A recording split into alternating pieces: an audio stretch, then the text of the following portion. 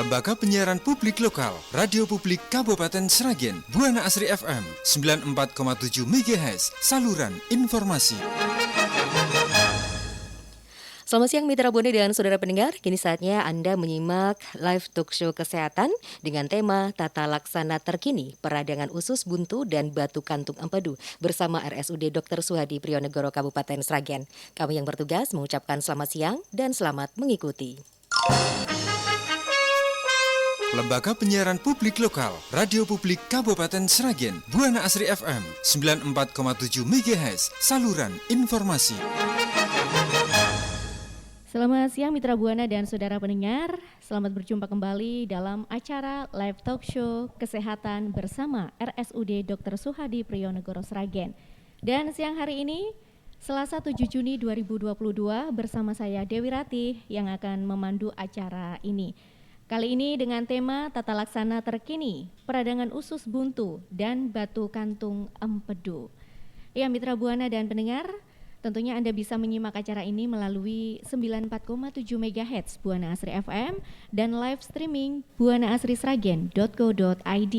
Juga disiarkan melalui akun IG di RSSP Sragen. Narasumber kita kali ini bersama dengan Dr. Syakib Nahdi, spesialis bedah ya, dokter spesialis bedah dari RSUD Dr. Suhadi Priyonegoro Sragen. Dan kita sapa dulu narasumber kita siang ini. Selamat siang Pak Dokter. Selamat siang Mbak. Iya, kabar baik ya Pak Dokter? Alhamdulillah. Iya. Ya, mitra Buana, kami juga mempersilakan Anda untuk bergabung dan berinteraksi bersama kami melalui line telepon di 0271 890 799 atau melalui SMS dan WhatsApp di 082 133 950 947. Ya Pak Dokter, siang hari ini tema kita adalah Tata Laksana Terkini Peradangan Usus Buntu dan Batu Kantung Empedu. Nah, mungkin ini Pak Dokter bisa dijelaskan ya, apa yang dimaksud dari usus buntu? Jadi lebih tepatnya peradangan usus buntu. Kalau usus buntu itu salah satu organ yang ada di tubuh kita. Oh gitu, iya. Usus buntu itu terletak di bagian kanan bawah dari perut. Di bagian kanan bawah, di situ bahasa kedokterannya appendix atau appendix vermiformis. Nah, di situ ada nama lainnya usus buntu, di mana dia berbatasan dengan usus besar. Di bagian bawah memang bentuknya buntu, jadi dia gitu, tidak ada jalur lain, memang ada jalur satu ke situ saja. Iya. Sehingga biasa disebut dengan usus buntu. Usus buntu. Maka dari itu jika usus buntu itu mengalami peradangan, akhirnya menyebabkan problem yang cukup berat. Bahkan bisa sampai terjadi kematian yang paling buruknya. Namun jika ditangani di awal-awal, jika diketahui sejak dini, bisa ditangani dengan bagus dan bahkan tidak perlu perawatan cukup lama di rumah sakitnya. Iya. Gitu. Jadi ini peradangan usus buntu ya dokter ya? Peradangan usus buntu. Nah ini penyakit dari peradangan usus buntu ini biasanya menyerang siapa dan apa yang menyebabkannya itu dokter? Sebetulnya bisa terjadi oleh siapapun, boleh terjadi. Namun memang dari survei dan penelitian yang ada, yang paling sering itu usia belasan. Namun kenyataannya tidak demikian. Banyak juga orang-orang dengan usia dini, usia dewasa, bahkan tua pun bisa terjadi peradangan usus buntu. Karena peradangan usus buntu ini penyebabnya karena ada beberapa hal. Iya. Yang salah satunya itu saluran usus buntunya tersumbat. Nah, tersumbatnya itu bisa karena suatu kotoran yang keras, yang biasa kita sebut dengan fekalit. Biasanya orang dengan jarang makanan kurang serat, terus minum air putihnya kurang, sehingga cenderung kotoran di saluran usus besar itu keras, sehingga akhirnya menyebabkan terjadi sumbatan. Itu salah satunya.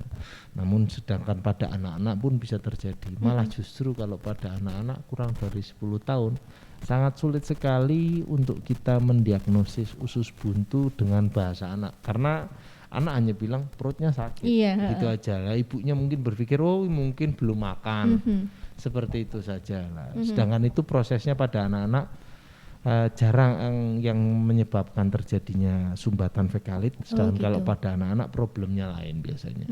Oh begitu ya dokter. Berarti ini bisa juga terjadi pada anak-anak ya, usia Anak-anak anak-anak. usia anak-anak justru di bawah 10 tahun itu yang sering Iya terjadi. biasanya kurang serat itu ya ketika Kurang makan. serat, makan juga biasanya juga ada pembesaran dari kelenjar limfe. Ada kelenjar limfe itu kelenjar pembuangan tubuh. Iya. Di situ ada pembesaran yang menyebabkan menyumbat. Nah, seperti itu. Oh gitu ya. Nah ini untuk pengobatan dari penyakit peradangan usus buntu ini seperti apa dokter? Jadi kalau usus buntu itu dibagi secara garis besarnya dibagi menjadi 3 hal. Yang pertama usus buntu yang bersifat peradangan usus buntu akut atau sifatnya mendadak, cepat, sehingga itu segera harus dilakukan penanganan. Yang kedua ada kronis, yang ketiga ada namanya periapendikular infiltrat bahasa kedokterannya, atau biasa singkat dengan PAI, kita PAI. Oh PAI. Nah, sedangkan kalau pada usus buntu yang bersifat akut, jika daya tahan tubuh orang tersebut baik, nanti bisa terjadi PAI tersebut. Oh gitu. Nah, jadi nanti kalau ada peradangan terus-terus menjadi lebih besar, akhirnya karena saluran dari usus buntu itu sifatnya akan mengeluarkan dari lendir. Itu sifat dari seluruh usus seperti itu, akan penyimpanan lendir karena tujuannya untuk mempermudah kotoran lewat. Iya. Nah, di situ tersumbat. Akhirnya karena tersumbat, salurannya akan tetap berproduksi, lama-kelamaan menjadi besar dan jadi pecah. Oh, Nah, gitu. saat dipecah itu yang saat kita khawatirkan. Dan cukup sering sekali datang ke rumah sakit dalam keadaan sudah pecah, sudah berawat berhari-hari. Saya tanya, kenapa Bu? Oh, kami sudah coba minum obat-obatan di warung seperti itu atau ke klinik sekitar rumah, dikiranya mual muntah biasa, karena memang keluhannya biasanya dengan awal itu ke arah mual muntah itu. Oh gitu. Nah, Iya. terus nanti kalau sudah sampai pecah, penanganan kita berbeda. Kita harus pakai dilakukan tindakan operasi dengan sayatan yang sangat lebar, bahkan nanti bisa efek jangka panjangnya karena di situ sudah isinya nanah, akhirnya berefek ususnya mengalami peningkatan di masa yang akan datang. Iya. Seperti itu. Nah, selain dari ini mual, muntah, itu ciri-ciri lain dari penyakit usus buntu ini seperti apa, dokter? Sebetulnya ciri-ciri jika awal kita mengalami sumbatan di awal itu memang keluhan awalnya itu biasanya mengalami mual muntah karena secara sarafnya kurang lebih hampir sama. Oh, gitu. Dia lebih tepatnya tidak nyaman di sekitar pusar. Nah, di situ kerasa tidak nyaman sehingga akhirnya timbul mual muntah. Di situ keluhan awal begitu. Keluhan yang setelah sampai menjadi lebih besar lagi, lebih meradang lagi, itu sampai nyeri perut sebelah kanan bawah. Biasanya kalau paling gampang bisa ditunjuk. Nyerinya di sebelah mana? Di sebelah kanan sini. Dia bisa menunjuk di sini. Nah, di situ ada titiknya yang kita sebut dengan titik McBurney. Nah, biasanya di titik itu. Nah, nyerinya di sisi situ. Yang jika untuk batuk sakit, untuk jalan sakit. Biasanya pasien datang dengan keluhan usus buntu yang akut tuh kelihatan dengan jalan agak sedikit membungkuk karena iya. dia berusaha karena sebelah kanan ya dokter sebelah yang kanan. sakit. Dia berusaha seperti itu, dan di posisi tidur biasanya kakinya ditekuk karena lebih nyaman Iya. kalau ditekuk karena kondisi otot kan rileks. Nah, jika otot rileks dia akan lebih nyaman. Biasanya keluhannya seperti itu. Iya. Itu jika awal. Namun jika kalau sudah sampai parah, bisa sampai pecah dan itu akhirnya terjadi peradangan yang luas di sekitar perut atau biasa kita sebut dengan peritonitis. Akhirnya justru nyerinya enggak satu titik saja tapi seluruh lapang perut atau sekitar seluruh perut merasa nyeri, dan itu nyerinya berat, bahkan sampai bisa infeksi seluruh tubuh.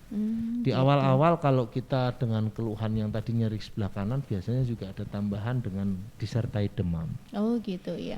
Makanya biasanya kita tanya, ada enggak awalnya perut tidak nyaman di sekitar tengah terus bergeser sebelah kanan, ada perpindahan, ada bahasa Inggrisnya revert pain, ada perpindahan nyeri dari tengah ke kanan. Nah, itu ciri khas sekali dari usus buntu. Sebegitu. Nah, ini seputar peradangan usus buntu dan tema kita tidak hanya untuk buntu. peradangan usus buntu saja yang Iya. kita bahas nanti ya, dokter. Iya. Nah, ini beralih ini, dokter. Untuk peradangan batu kantung empedu. Nah, ini mungkin bisa dijelaskan juga ini Pak Dokter seperti apa? Nah, sebetulnya ini berbeda titiknya antara usus buntu dan peradangan di kantung empedu. Pun saya buat satu tema karena ini ada penanganan yang cukup baru di rumah sakit kami. Berkaitan juga ini? Berkaitan juga ini berkaitan penanganan di rumah sakit ke RSUD Iya. Sragen ini ada penanganan khusus tentang masalah teknik ini, ada Oh, teknik gitu. baru di tempat kami, makanya saya mengarahkan ke sana. Mhm. Peradangan dari kantung empedu beda kasusnya, berbeda dengan di sini. Jadi ada di bagian hati sebelah kanan. Iya. Hati kita itu letaknya di sebelah kanan perut. Nah, di bagian bawahnya itu ada saluran kantung empedu. Mhm. Yang dimana di situ ada kantung empedunya. Oh, Jadi gitu. dari hati ada saluran empedu yang nembus ke usus. Nah, di situ ada kantungnya sebagai reservoir atau sebagai penyimpanan. Mhm. Saat dibutuhkan cairan itu dikeluarkan dari kantong empedunya.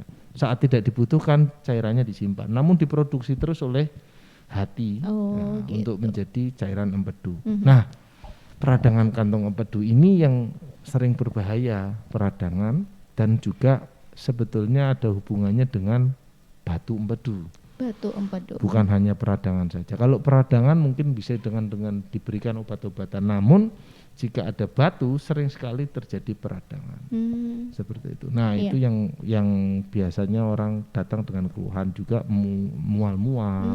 Hampir sama ya ini untuk Awal-awal hampir sama Oh, dengan iya. keluhannya, tapi dominannya ke arah mual dan nyeri perut sebagian kanan atas. Oh, gitu. Nah, ini gejalanya itu. Nah, untuk penanganan batu empedu itu seperti apa Pak Dokter? Jadi penanganannya sebetulnya bisa tanpa dilakukan operasi. Kalau peradangan kantong empedu Iya. kita bisa dengan obat-obatan.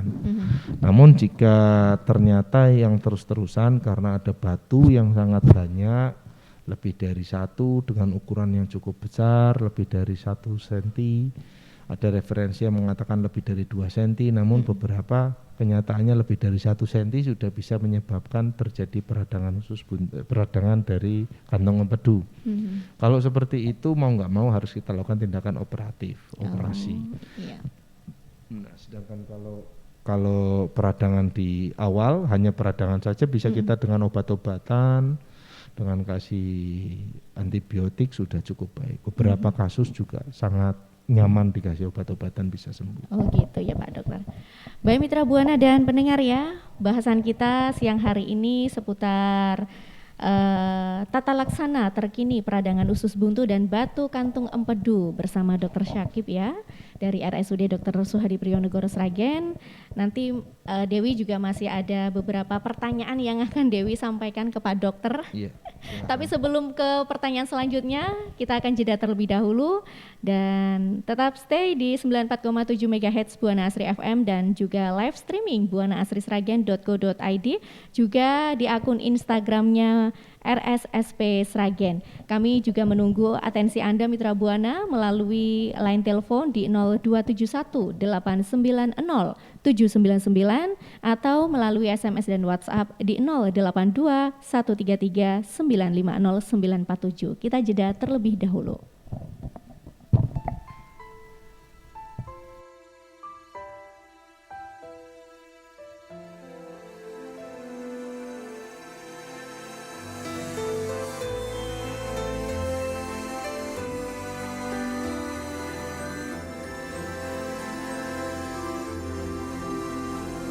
Hembusan angin meniup wajah alam, mataku tak berkedip menatap langit. Terlalu luas tak bertepi pandang, bisakah aku menyentuh awan? Berwaktu-waktu aku mengasuh rasa, mendengarkan jiwaku berkata-kata. Tak mungkin aku abaikan kata hati, ku harus jujur pada hatiku. Kau dan aku tak bisa bersama, bagai syair lagu tak berirama. Selamat tinggal kenangan denganmu, senyumku melepaskan kau pergi. Engkau bukanlah sebuah kesalahan, tak pernah aku menyesal mengenalmu. Tapi biarkanlah aku terbang bebas, mencari cinta sejati.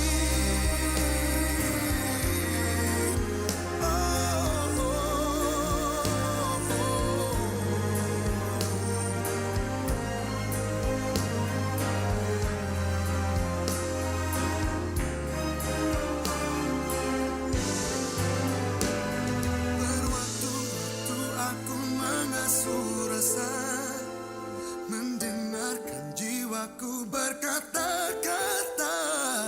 Tak mungkin aku abaikan kata hati, ku harus jujur pada hatiku. Kau dan aku tak bisa bersama, bagai syair lagu tak berirama.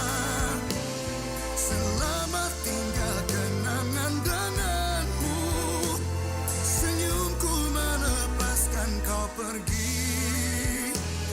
Kau dan aku tak bisa bersama, bagai syair lagu tak berirama.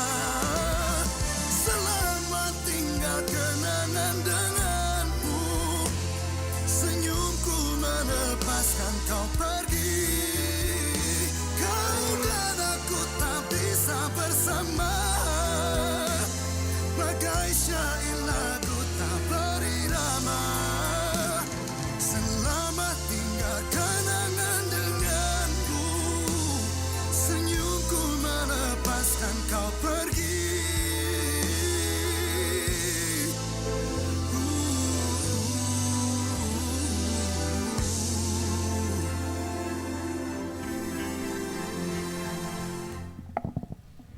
Baik Mitra Buana dan saudara pendengar, kembali lagi dalam acara Talk Show Kesehatan bersama RSUD Dr. Suhadi Prijonegoro Sragen. Dan siang hari ini ya, bersama narasumber kita Dr. Syakib Nahdi, SPB, dokter spesialis bedah dari RSUD Dr. Suhadi Prijonegoro Sragen. Dan tema kita siang hari ini adalah tata laksana terkini peradangan usus buntu dan batu kantung empedu, di mana tadi kita sudah bahas bersama ya, bersama Pak Dokter apa itu peradangan usus buntu, apa itu peradangan batu kantung empedu, sudah dijelaskan sama Pak Dokter. Dan bagi Anda yang ingin bergabung silakan, masih kami tunggu di line telepon di 890 799 ataupun melalui SMS dan WhatsApp di 082 133 950 947. Nah ini Pak Dokter ya, kita lanjutkan kembali bahasan kita siang hari ini ya. Kalau tadi bicara dengan peradangan batu kantung empedu, tadi untuk penanganannya belum kita bahas ya Pak Dokter. Mungkin bisa dijelaskan Pak Dokter, bagaimana untuk penanganan dari batu kantung empedu ini? Sebetulnya penanganannya salah satunya tadi yang saya sudah bilang, jika dia masih batu kecil itu belum perlu dilakukan operasi dengan jumlah batu hanya mungkin satu, tidak sampai mengganggu. Dan biasanya kalau sudah sampai sangat mengganggu baru kita lakukan tindakan operasi. Nah, sedangkan kapan dia sering terganggu? Biasanya pasien dengan keluhan mual-mual yang terus-terusan, sudah berobat ke dokter penyakit dalam, mungkin ke dokter umum di sekitar, sudah minum obat-obatan, ternyata ditemukan USG, ketemu ada batu empedu. Itu biasanya sudah sampai seperti itu. Kalau sudah sampai seperti itu baru kita lakukan tindakan operasi. Itu batunya itu ukurannya seperti apa Pak Dokter? Rata-rata batunya ukurannya lebih dari 2 cm kalau sudah mengalami itu, mengalami keluhan dan jumlahnya lebih dari 1. Kalau masih 1 itu biasanya singgah. Namun kalau sudah lebih dari 1 biasanya sudah sangat mengganggu. Karena kenapa terganggu? Karena batunya itu menyebabkan peradangan dari kantong empedu, Iya. kebetulan kantong empedu sebelahan sama lambung, sehingga pasien dengan keluhannya seringnya lambungnya mual-mual terus, nyeri perut kanan sampai tembus ke belakang. Nah, jika sudah sampai seperti itu kita lakukan tindakan operasi. Gitu. Nah, tata laksana yang terkini yang kita lakukan itu dengan tindakan minimal invasif surgery atau biasa orang sebut dengan laparoskopi atau lukanya dengan sayatan yang sangat minimal, sehingga pasien pasca operasi bisa pemulihan cukup cepat. Ya, Jadi itu. pasca operasi 1-2 hari sudah bisa pulang. Sedangkan kalau teknik yang konvensional dengan sayatan yang cukup lebar, di situ butuh waktu recovery-nya. Oh gitu ya. Ini Pak Dokter ada pertanyaan yang masuk ya melalui WhatsApp kami. Selamat siang Mbak Dewi dan narasumber. Ya, selamat siang. Saya Raya di Karangmalang. Tetangga saya anak usia 9 tahun terkena usus buntu. Dioperasi sampai saluran pembuangannya itu dikeluarkan dari tubuh dan seperti ada selang yang keluar. Itu penyebabnya apa ya Dok? Lalu cara pencegahan ke anak yang usia muda bagaimana? Terima kasih. Nah ini Pak Dokter. Mungkin perlu diperhatikan jelas apakah betul itu usus buntu atau tidak. Iya. Namun kalau memang betul usus buntu, kemungkinan besar itu usus buntu yang sudah mengalami infeksi parah sehingga bahkan dia sampai jebol, usus buntunya berlubang, infeksi parah sehingga menyebabkan usus lain mengalami kebocoran atau mengalami infeksi di usus lain. Namun jarang sebetulnya. Yang paling sering itu usus buntu di sekitarnya situ hanya usus buntunya saja yang mengalami kebocoran. Nah, kalau sudah sampai terjadi kebocoran demikian, memang solusinya salah satunya kebocoran di usus lain ya, bukan? Iya. Solusinya kita lakukan pengeluaran usus yang bersifat sementara, namun nanti bisa dikembalikan lagi setelah kondisinya baik, seperti itu. Iya, terima terus kasih. Pertanyaan yang keduanya tadi maaf apa? Ini yang kedua. Ini satu aja ini Pak Dokter. Tadi kan pencegahannya apa ya? Oh, pencegahannya. Apa ya? Iya, ini ada pencegahannya ke anak usia muda seperti apa? Bagaimana itu? Pencegahannya salah satunya tadi penyebabnya harus kita tahu. Salah satunya yang tadi kotoran keras, kurang serat, kurang minum air putih, kurang cairan. Iya.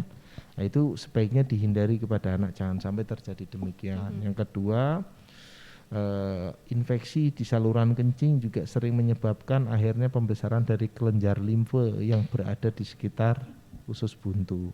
Iya. Nah, itu yang juga harus dihindari biasanya pada perempuan, jaga kebersihan di sekitar kelaminnya dan lain-lain. Itu salah satunya. Iya. Dan seringnya anak-anak kan sulit sekali untuk makan sayur-sayuran. Iya, betul sekali, yang Pak berserat Dokter. kan itu sulit sekali. Oke. Ini untuk pertanyaan selanjutnya Pak Dokter. Selamat siang Mbak Dewi, juga Pak Dokter. Saya mau bertanya, apakah batu empedu dapat menyebabkan kondisi yang sama dengan asam lambung? Terima kasih dari Nur di Ngelorok. Ya, terima kasih Mbak Nur yang di Ngelorok. Silakan Pak Dokter. Ya, oke, bisa saya luruskan dulu. Mungkin yang dimaksud asam lambung di sini peradangan dari lambung sebetulnya. Oh gitu, bukan Karena penyakit. asam lambung itu ya di lambung itu memang memproduksi asam normalnya gitu. Namun mungkin produksi yang berlebihan maksudnya sehingga menyebabkan mual-mual dan muntah. Iya. Itu bisa terjadi justru tadi yang seperti saya bilang karena kebetulan kantung empedu itu bersebelahan dengan lambung sehingga saat kantong empedu itu mengalami infeksi, lambungnya juga mengalami peradangan. Oh gitu. Akhirnya menyebabkan produksi asam, mungkin asam lambungnya berlebihan, akhirnya terjadi mual muntah. Oh gitu. Seringnya datang memang dengan keluhan itu selain nyeri perut kanan atas sampai tembus ke belakang. Gitu ya Pak Dokter. Nah ini untuk kasus di Kabupaten Sragen sendiri apakah tinggi Pak untuk peradangan usus buntu maupun peradangan batu kantung empedu ini? Cukup tinggi sebetulnya. Cukup tinggi, beberapa justru minggu lalu saya sudah melakukan tindakan operatif pada pasien dengan batu kantong empedu. Minggu ini juga sudah ada. Iya. Di Sragen cukup sering termasuknya.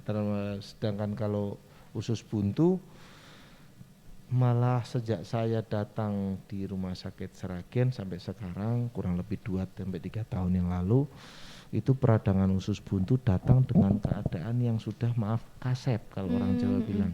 Jadi Sudah akut itu?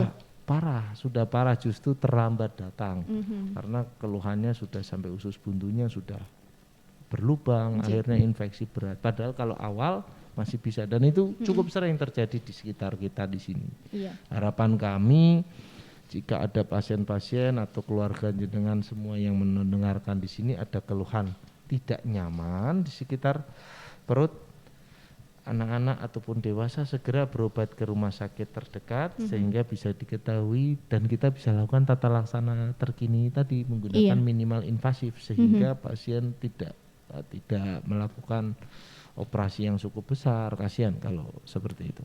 Iya Pak Dokter. Nah ini Pak Dokter, adakah tips-tips dalam pemulihan dari operasi usus buntu maupun dari pengobatan peradangan batu kantung empedu ini?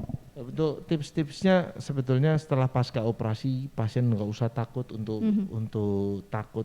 jalan, takut untuk beruduk atau apa. Biasanya maaf dok saya ini takut jahitannya jebol, nggak seperti itu. Jahitannya sudah dilakukan yang cukup baik, nggak usah takut untuk dilakukan perawatan lebih lanjut. Sehingga saya minta mobilisasi segera, duduk jalan itu justru penyembuhan luka yang baik dan sebaiknya konsumsi tinggi protein.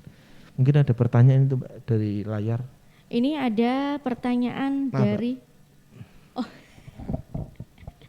iya Pak Dokter, tapi ini kecil sekali ini tulisannya ya. Ya ini ada dari akun Instagramnya ya, RSSP Sragen. Di sini ada pertanyaan yang masuk. Saya pernah kena batu empedu dan sembuh total cuma diobati. Apakah nantinya bisa kambuh lagi? Ini dari Yani Bugilik. Ya terima kasih Bu Yani, apa Mbak Yani ini. Terima kasih silakan Pak Dokter. Terima kasih pertanyaannya. Mungkin dia pernah terkena batu empedu, jumlahnya tadi yang seperti saya bilang jumlah batunya tidak lebih dari satu. Cuman satu dengan ukuran yang kecil, mungkin kita masih bisa bantu dengan obat-obatan dan tidak menyebabkan sampai keluhan yang parah. Nah biasanya yang sudah dilakukan tindakan seperti itu sampai parah tindakan operasi, namun bisa timbul lagi ya, bisa, sangat bisa gitu. Sangat bisa, apalagi pada perempuan, karena ciri khas dari orang terkena batu empedu itu biasanya kita sebut ada 4F, ada referensi yang bilang 5F. Yang pertama female atau perempuan yang paling sering. Yang kedua F kedua 40, usia lebih dari 40 tahun. Yang ketiga fertil atau pasien ibu-ibu yang subur. Yang keempat ini agak sensitif untuk ibu-ibu. Tumpukan lemak yang sangat banyak atau fat. Ibu-ibu kan paling sering banyak yang terjadi gemuk. Ada 5F ini ya tadi 4F atau 5F. 4 apa? 5 ya. Female 40, fat. Iya. Terus female 40, fat, satunya lagi fertil gitu ya, ada 4F ini ya. Yang sering terjadi ini pada perempuan ya. Yang sering terjadi pada perempuan. Iya Pak Dokter. Ya Pak Dokter, mungkin ini ya dari akun Instagram tadi dari Bu Yani apa Mbak Yani ya, ini sudah dijawab sama Pak Dokter. Mungkin ini batu empedunya itu lebih dari 1 ya Pak Dokter. Masih kemungkinan kurang dari kurang dari 1, kurang dari 2 itu. Jadi masih bisa diobati gitu. Iya. Tapi kalau sudah lebih dari itu harus dilakukan tindakan yang lain gitu. Jika ya Dokter. sudah sampai parah gejalanya ya sebaiknya dilakukan tindakan. Baik Pak Dokter, mungkin ini ya untuk siang hari ini closing statementnya Pak Dokter. Silahkan. Closing statement dari saya untuk warga dari rumah di sekitar Sragen, jika sudah terjadi keluhan-keluhan yang dirasa seperti sudah saya jelaskan tadi, termasuk masalah usus buntu ataupun kantong empedu, segera berobat ke rumah sakit terdekat, sehingga kami bisa melakukan tindakan yang tepat dan cepat sehingga tidak menyebabkan keluhan jangka panjang yang cukup signifikan atau komplikasi nantinya. Seperti misal pada usus buntu, jika masih dari awal-awal keluhan peradangan usus buntu di awal, kita bisa lakukan tindakan minimal invasive surgery atau laparoskopi dengan luka sayatan yang sangat kecil, kurang dari jadi 1 cm dan setengah cm. Itu kecil, bahkan beberapa operasi kadang nggak perlu dijahit, cuman diplester aja sudah nutup sendiri. Seperti itu. Sayang sekali kalau sampai datang sudah keluhan yang parah, Iya. akhirnya menjadi sayatan yang besar. Begitu juga dengan batu kantong empedu. Jika jenengan Anda semua sudah mengalami mual-mual muntah usia lanjut, keluhan tidak berkurang, coba dilihat lagi, mungkin bisa ke USG, ke rumah sakit terdekat atau berobat ke rumah sakit terdekat. Iya. Di USG didapatkan kantung empedu, baru gitu. Karena salah satu komplikasi dari batu kantung empedu, jika sudah menyumbat di saluran kantung empedu itu berbahaya. Justru itu bisa sampai mengancam nyawa. Iya. Gitu Gitu aja. ya. Terima kasih. Nah itu tadi Mitra Buana dan pendengar ya, closing statement dari Pak Dokter, di mana untuk Anda yang sudah ini ya mengalami gejala-gejala ada seperti peradangan usus buntu maupun batu kantung empedu, jangan terlambat untuk segera memeriksakan ya ke klinik ataupun ke rumah kesehatan begitu ya. Jadi biar tidak terlambat ya dalam penanganannya. Baik Mitra Buana dan saudara pendengar, demikian live talk show kesehatan bersama RSUD Dr. Suhadi Prijonegoro Sragen dengan menghadirkan narasumber Dr. Syakib Nahdi SPB, dokter spesialis bedah. Dan semoga bermanfaat tema kita siang hari ini seputar tata laksana terkini peradangan usus buntu dan batu kantung empedu. Dan sampai jumpa dalam acara talk show kesehatan edisi selanjutnya. Jangan lupa untuk selalu menjaga kesehatan dan tetap patuhi protokol kesehatan. Saya Dewi Ratih dan segenap tim yang bertugas mengucapkan terima kasih atas kebersamaan dan perhatian Anda. Selamat siang. Selamat siang. Lembaga Penyiaran Publik Lokal, Radio Publik Kabupaten Sragen, Buana Asri FM, 94,7 MHz, saluran informasi. Mitra Buana, demikian tadi telah kita ikuti bersama talkshow kesehatan kali ini dengan tema tata laksana terkini peradangan usus buntu dan batu kantong empedu bersama narasumber kami Dr. Syakib Nahdi SPB, dokter spesialis bedah dari Rumah Sakit Umum Daerah Dr. Suhadi Prijonegoro Sragen. Lembaga Penyiaran Publik Lokal, Radio Publik Kabupaten Sragen, Buana Asri FM, 94,7 MHz, saluran informasi.